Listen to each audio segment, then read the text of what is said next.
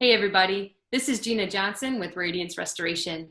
I wanted to talk to you today about bleach, mainly what you can do as a homeowner or business owner when bleach is spilled on your carpet or rug. But first, a little bit about bleach. Bleach is a powerful cleaning agent, as you know, but it also weakens over time. By applying hot water, you can reactivate the bleach.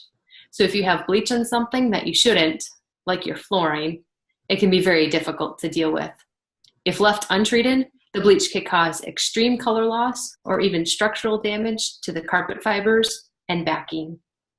So what can you do when bleach is spilled on your carpet or rug?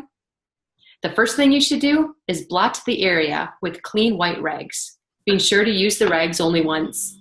If you use a rag multiple times, you run the risk of accidentally touching other areas of your carpet with a bleach-soaked rag. If you try to flush the area with water, you can cause the bleach to spread, thus creating a bigger problem.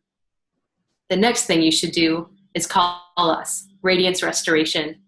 The first step in our process is to deactivate the bleach so that it doesn't continue to remove the color from your carpet. Then we create a custom color formula to repair the color loss. Let us dye your carpets back to life.